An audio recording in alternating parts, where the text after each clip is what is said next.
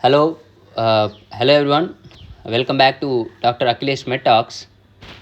So I'm making this video just for general public, not for the medical students. In this video, I'm just giving the awareness about what are the diabetic tests we have. So we have an fasting blood sugars and postprandial blood sugars and random RBS, random blood sugars, and last test is HbA1c. These are the four tests we do for the diabetic patients to test we have diabetes or not. First let me discuss about the fasting blood sugars. So, fasting blood sugars, when it should be done? With 8 hours of fasting, we need to do the fasting blood sugars. Fasting blood sugars, we just give the blood sample after 8 hours of fasting. It is most accurate test up to now. So, we do the fasting blood sugars. And postprandial blood sugars, after giving the fasting blood sugars, after we have 100 to 200 grams of sugars at afternoon or any time, and wait for 1.5 hour or 2 hours, and after that you give the blood for the sample, that result will come as postprandial blood sugar. So these two are the tests, everyone knows about it. And one more test is there, that was HbA1c. We are going to talk about this HbA1c. What is this HbA1c? Its full form is glycated hemoglobin. Means in our body we have hemoglobin. Let's say I will make it simple, like everyone should understand. This hemoglobin was coated by the sugars in our body. So this HbA1c gives an average of 3 months of blood sugars in our body. Past 3 months, whatever the sugars I had, these sugars attaches to the hemoglobin in the body. So it gives up to 3 months. Okay, it gives only up to 3 months. So whenever you want to go for a blood test, don't directly rely on the fasting blood sugars. You need to have HbA1c as well. Before going to doctor, please do HbA1c and fasting blood sugars.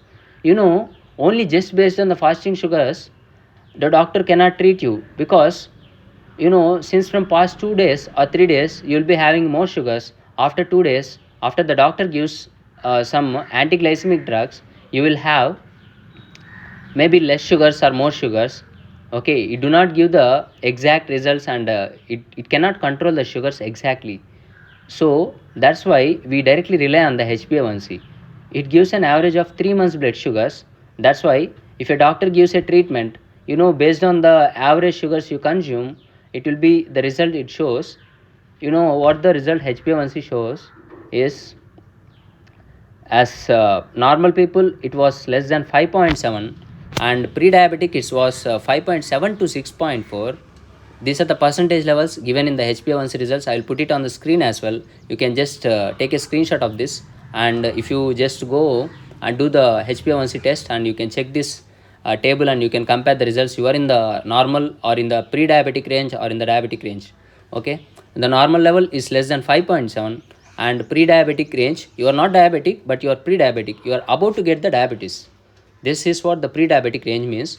This is like 5.7 to 6.4%.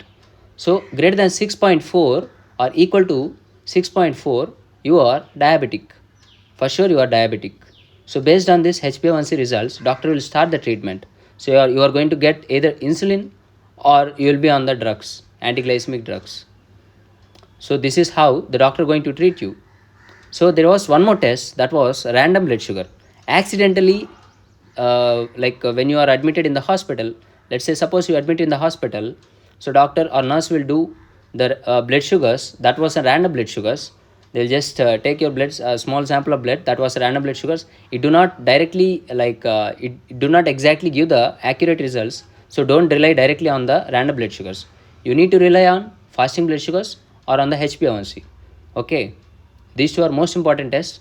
So I will suggest to do both fasting blood sugar and fasting blood sugar and HbA1c. Both of them are most important before going to doctor. That was my recommendation. And sometimes there was one more problem with the HbA1c. In some conditions the HbA1c will be low. Even if you are diabetic, some conditions the HbA1c is low. What are these conditions? If you are, let's say, if your kidneys are failed, in that conditions HbA1c is low, or else you are anemic, you are suffering with anemia, your HbA1c is low because your hemoglobin is low. That's why your HbA1c is also low. In these two conditions, there are many conditions, but these are the most common problems in the public.